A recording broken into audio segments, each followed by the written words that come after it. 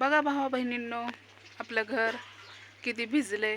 आलोयच पाऊस, काय माणसाला झालंय, देवाला झालंय. माणसं बदलली तर पाऊस का नाही बदलणार. तर अजून पण वातावरण बघा गच्च आभाळ भरलंय, गच्च नुसतं. तर आपलं घर तर बदाबदा गळतंय.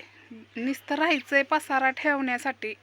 हाय म्हणायला घर, उघड्याऐवजी राहण्यापेक्षा घर हाय म्हणायला म्हणून घर हाय बघा. हे आपलं नाही तर काय नाही. तुम्हाला दाखवते की आतनं घर, मग तुम्हाला वाटेल की मी खोटं बोलते. तर बघा, हो का, दिसलं का, चिंध्या खोसल्यात हो का. हो का, इथून तिथून अशी सापट पडली, चिंध्या खोसल्या त्या लांबपर्यंत दिसल्या का. आणि इकडं पण दाखवते मी तुम्हाला. हो का, ही सगळं भिजलंय आणि इकडं पण चिरलंय.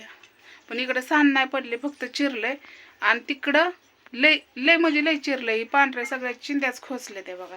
तर आता तिकडलं दाखवते मी तुम्हाला.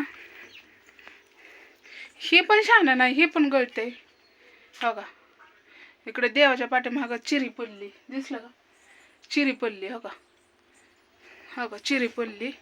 तुम्हाला इथं नाही दिसणार हो का, दिसलं का, असं चिरी पडलंय, फाकलंय. म्हणजे तिकडं बी फाकलंय आणि इथं बी फाकलंय. आणि ही आपली भांडी आणि ही खिडकी, ही दिसलं का, खिडकीचं तर दिसलं का. हो का, सगळं कलंडलंय.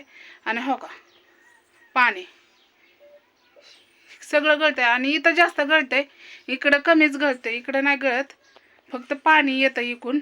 लईच गळतंय, नुसतं धाराच लागतं. ते सगळं पत्र खराब झालेलं आहे इथं. तर हो का, दिसलं का, ही इकडं बी ओलच आहे.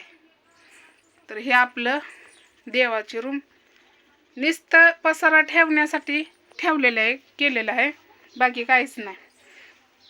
आणि इकडं झोपणं ही असतंय, उठणं बसणं इथं असतंय. एवढी जागा फक्त बानूला झोपवली तेवढी कुरडी असते. आणि ही सगळं भिजते. कसं असतं माहिती आहे का भावा बहिणींनो, लय अवघड परिस्थिती आहे. पण काय कोणाला बोलून उपयोग नाही. आपणच बोलायचं ना आपणच चालायचं.